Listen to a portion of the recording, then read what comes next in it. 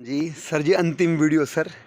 Sir आप believe नहीं करोगे, जिनके परिवार नहीं होते ना, आप उनकी समस्या देखना सर कितनी तगड़ी है। सर पूरे वेस्टर्न जगत में बच्चे माँ बाप के साथ रहते नहीं, बच्चे अलग रहते हैं, माँ बाप अलग रहते हैं। और हमारा एक देश था ऐसा ऐसा हमारी एक परंपरा थी कि जहाँ बहुत सारे लोग परिवार के रूप में एकजुट होके एक छत के नीचे रहते थे। अब ऐसा क्या हो गया जो हम वेस्टर्न की तरफ जा रहे हैं और वेस्टर्न वाले हमें देख के, सर आप बिलीव नहीं करोगे, जिनके परिवार दूर होते हैं ना सर, मैं उन कई जीवों से मिला हूँ, हमारे रिश्तेदार भी हैं, वो हमारे दोस्त यार भी हैं सर। वो इतना परेशान होते हैं, इतना अकेलापन फील करते हैं। बोले यार एक छत के नीचे 8-10 जीव रहते थे, पहले लड़ाई करते थे, आपस में बातचीत करते थे, असहमति होती थी, लेकिन फिर भी कम से कम इकट्ठे तो रहते थे, हैं, एक जी तो लगता था। अब ये अकेलापन क्या जो है संसार में काटने को पड़ता है, काटने को। इसीलिए फिर वो क्रुद्ध विचारों वाले लोग बन जाते हैं जो अकेलेपन में रहते हैं। फिर वो जंग के सामान खरीदते हैं। देखा नहीं आपने, पश्चिम युग वाले सबसे ज़्यादा जो है हथियारों का व्यापार करते हैं। अच्छा, अय्याशी जो एक शरीर की कामना, जो काम का सुख है, बस उनको यही प्यार पता है, और प्यार भी ख़त्म हो गया। सर आप ध्यान दें, आपकी ताकत है परिवार। आप बाहर गए, पीछे कौन संभालता है? परिवार। तो परिवार जो रचना बनाई गई थी वो हमारे भले के लिए बनाई गई थी, लेकिन हम कहाँ चूक गए? हमें लग गई अपेक्षा, हमें अपेक्षा रूपी घुण लग गया, रोग लग गया। हम उनसे उम्मीद डालने लग गए, हमारे हिसाब से हमारा परिवार चले, तो हम उनके ऊपर थोपने लग गए चीज़ों को।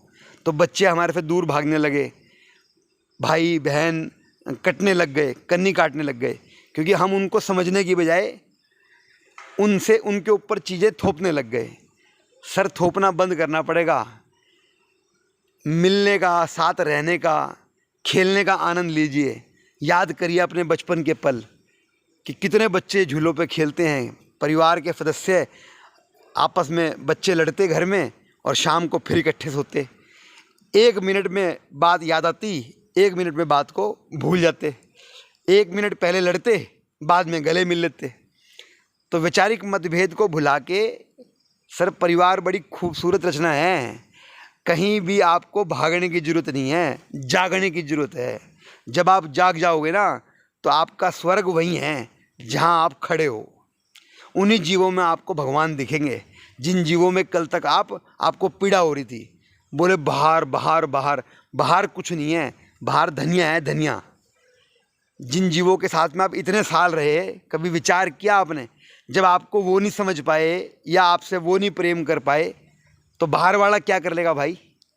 ना मेरे दोस्त, प्यार सबसे करो। बाहर वाला भी कोई है नहीं, वो भी सब अपने ही हैं। लेकिन पहले जाग जाओ। जिस दिन जाग जाओगे ना, सबसे पहले आपको आपके अपने परिवारजन भी धीरे धीरे हजम होने शुरू हो जाएंगे। और एक दिन वो आएगा, वो भी आपको समझ लेंगे। जब उनकी आँखों से उम्मीद रूपी पर्दा हटेगा, तो जब वो धैर्यपूर्वक समझने की कोशिश करेंगे, जब उनका भी ज्ञान चक्षु खुलेगा, तो वो भी आपको हजम कर लेंगे। लेकिन जिनके परिवार नहीं होते ना साहब, मैंने पीड़ा देखी है, मैंने उन लोगों की पीड़ा देखी है। वो बेचारे दोबारा से परिवार में जाने की कोशिश कर रहे हैं, एक साथ रहने की कोशिश कर रहे हैं, लेकिन अब इतना आगे निकल चुके, अब पीछे आने में उनको दिक्कत हो रही है। और आप खुशनसीब हो कि आपके पास परिवार है। तो मैं तो हर बंदे से एक ही बात कहता हूँ, लौट जाओ भाई, जहाँ से आए हो ना वहीं लौट जाओ। जो भी आपके आसपास के जीव हैं, उनको कुछ भी थोपने की ज़रूरत नहीं है। आप उनको प्रेम करो, अपने आप ही एक दिन वो आपको समझ लेंगे। आप अपने आप को समझाओ, अपने आप को जगाओ, यही सत्य है। राम राम जी, राम राम। भाई साहब, अपनी परंपरा को ध्यान से समझने की कोशिश करो। याद करो वो दिन जब कोई दुख का समय होता है, तो ये 4 जीव जो होते हैं ना अपने, जिनको अपने बोलते हो आप, वही खड़े मिलते हैं। वही आपको रात को 12 बजे डॉक्टर पे ले जाते हैं, वही आपको आपका इलाज करवाते हैं, वही आपके बुरे समय में आपकी हेल्प करते हैं। ये तो क्या हो गया, ये तो हमें अपेक्षा का कीड़ा लग गया, तो नफ़रत पैदा हो गई। लेकिन दोबारा कोशिश कर लो मेरे भाई, दोबारा कोशिश कर लो। इसलिए कहते हैं ऐसे तो समस्त संसार अपना परिवार ही है, लेकिन वो संत दृष्टि बनने से पहले कोई बात नहीं, जो आपका अपना परिवार है कम से कम उन्हीं के अपने बन जाओ। अपने तो अपने होते हैं, तेरे नाल लाड़ लड़ावा जी, तेरे नाल प्रेम जतावा जी, अपने तो अपने होते हैं। और जिस दिन संत बन जाओगे, जिस दिन सत्य की दृष्टि पालोगे, आत्म बोध हो जाएगा, उस दिन समस्त संसार आपका परिवार है। इसलिए हिंदुस्तान का एक भाव है, वैकुंठ है, मतलब वो क्या बोलते हैं हिंदुस्तान में कि सारा संसार एक है।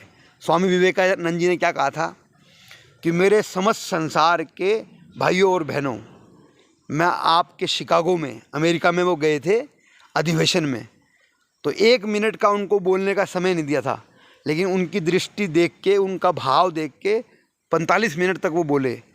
और हज़ारों देशों के लोग, मतलब सारे देशों के लोग, हज़ारों लोग आए हुए थे और उन्होंने वार्म वेलकम किया विवेकानंद जी का।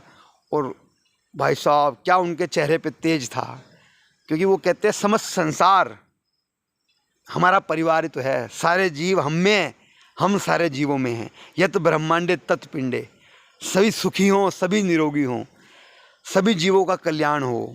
इस भावना से उन्होंने भाषण की शुरुआत करी कि मेरे प्यारे भाइयों और बहनों।